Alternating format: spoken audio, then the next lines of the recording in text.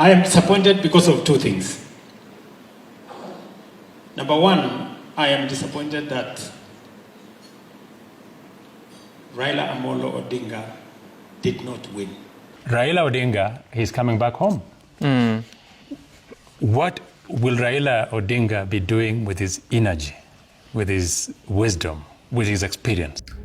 Hello ladies and gentlemen, welcome back to the backstory. If you're new here, kindly hit the subscribe button and the notification bell down below so that you can be notified whenever we post a new video. Now, ladies and gentlemen, the failure by Raila Odinga to clinch the AUC position has put President William Ruto in a serious political quagmire, both locally and internationally. Why am I saying so? I want you to watch a video that I'm going to play right now, where President William Ruto was quoted as saying that he was so much disappointed that Raila did not win that position.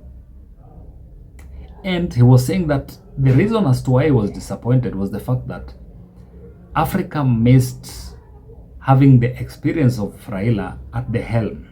Okay, it could be true, but what is coming out right now is that President William Ruto is in a very serious quagmire on how to handle Raila after the campaigns that took over 2 years. It was a setup for celebration. You can all see. But I would not be telling the truth if I didn't say I am disappointed. I am. But I am disappointed because of two things. Number one, I am disappointed that Raila Odinga did not win because he was the best candidate.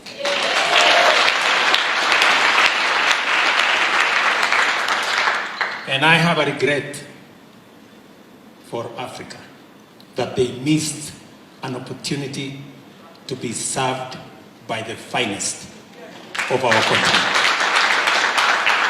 I mean, all of us are here.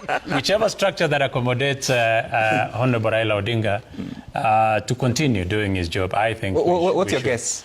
There's so many things in my mind. Sure. We probably will look at the NARCO report and see what the NARCO report did say. And I don't think it's really about positions for Raila Odinga. I think it's really about, you know, his resource as a person that he can give us as a country. We have cabinet secretaries who are doing exemplary well, who are tapped from Azimio la Umoja. Let me just say ODM, for instance. Yeah.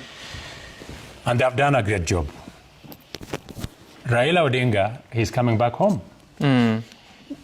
What will Raila Odinga be doing with his energy, with his wisdom, with his experience? I think we in Kenya Kwanza should accommodate that experience, that advice, the counsel that he will give us. And I think it will help in bettering our country, in bettering our society, in bettering our management. How would you use it? Sammy, you've got this. We have to find a structure that will accommodate him, Raila Odinga. Prime Minister? Whichever position that accommodates him, we have to find that position. So, ladies and gentlemen, you've heard President William Ruto clearly, but I think he was not bold enough to come out and say what quagmire or what disappointment means to him. Okay, it can be that internationally his image has been dented because President William Ruto was kind of crafting an image of being this strong man in Africa who has influence. Okay, that has been damaged at the international arena. But when you come back to the local politics, that is now where the hit is, because one, Raila Odinga is coming back at a point whereby we like 2 years away from the next general election. And Raila, being a politician, is very ambitious. He's already seeing a loophole that has been created by the leaving of Rigathi Gachagua. Two, the dissatisfaction of the common man or mwananchi in Kenya with President William Ruto's government. So this leaves a vacuum that Raila can fill. If he fills it, it means President William Ruto is still going to feel that hit. Because one, he doesn't have numbers in parliament, considering the fact that the High Court just recently made a ruling that Azimio is the majority party in parliament. So President William Ruto is already weakened in parliament. Secondly, the perception of Kenyans about his government is low. And then third, you have Raila, who is idle, who has nothing to do. The only thing he can do is to politic and to criticize all the ills that have been happening in this government. So at the end of it, it is President William Ruto who will have to feel the heat. So in the process, what I've been seeing, or what I've seen them talking about right now, that has been raised by Koech and the likes of Cherargei, is that for them to make Raila busy, because the last 1.5 years after the Gen Z's demonstration, a plot was hatched to make Raila keep him busy. And if he had won the AUC position, then President William Ruto was going to inherit Raila's backyard, which is Nyanza and any other part of the country where ODM performed well, like in the coast, in Western Kenya. But now that Raila is back, it means they are going back to the drawing board.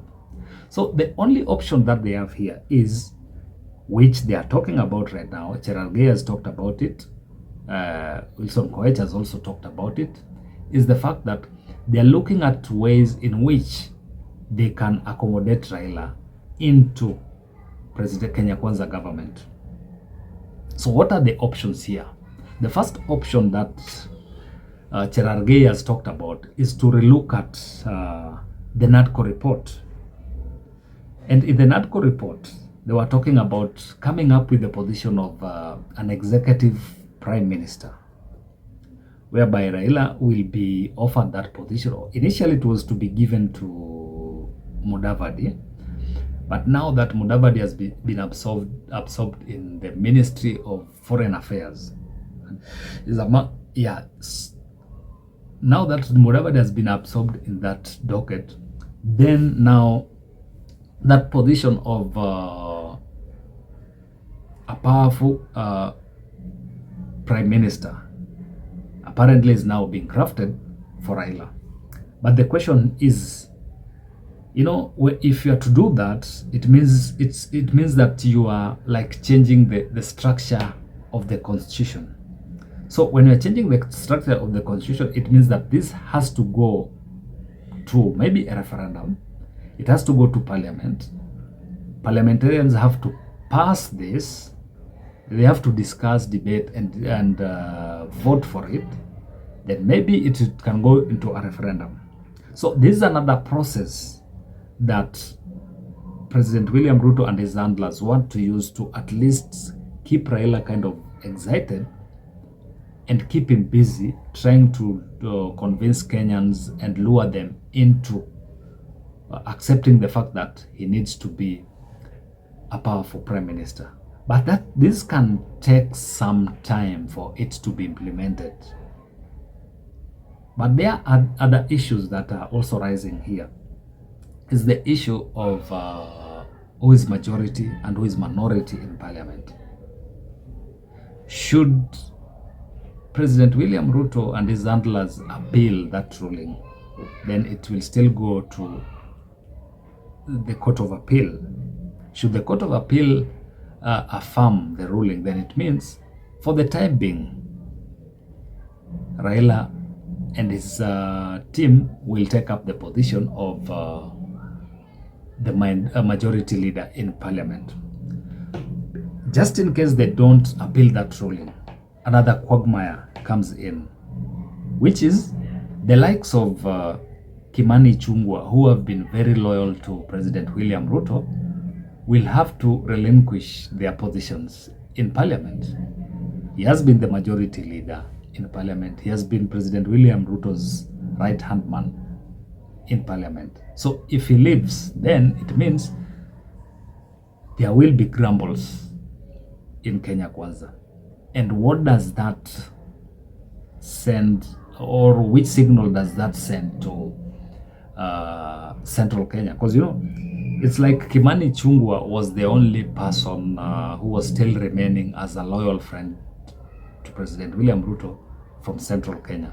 So if he leaves, then the whole of central Kenya will have left President William Ruto's camp. Because the other mistake which they also did was to send away guys who are affiliated to former Deputy President Rigathi Gachagua. They sent them away from the committees that were given to Kenya Kwanza, the leadership of the committees that were given to Kenya Kwanza administration. So eventually, President William Ruto will have to make a very, very painful decision. One, to either part ways with the likes of Kimani Ichung'wah and absorb Raila's guys into government. And that will eventually corrode the relationship, the little that was left between President William Ruto and central Kenya. So, ladies and gentlemen, that is something which is which you are waiting to observe how President William Ruto is going to handle it. If he absorbs Raila, then it means he will have to do away with Kimani Ichung'wah. If he remains with Kimani Ichung'wah, then it means the likes of Junet Mohammed, Millie Odhiambo, and those who are affiliated to Raila Odinga will also be causing chaos. They will not support government bills in parliament. So unless another thing is crafted whereby they'll be able to accommodate Raila and his foes, and that is what I'm trying to look at. What is it, or which position can they give Raila in government? Is it the deputy president position? Because, yeah, you never know. Maybe they can sacrifice Kindiki and give him that position. And what will that send to the central Kenya or the Mount Kenya community? So President Ruto is in a catch-22 situation with Raila Odinga not winning the AUC position. He had thought that this was going to be a very smooth sail for him. But it's a matter of wait and see, ladies and gentlemen. So, ladies and gentlemen, that is it from us this evening. If you're new here, kindly hit the subscribe button and the notification bell down below so that you can be notified whenever we post a new video. Until next time, bye-bye.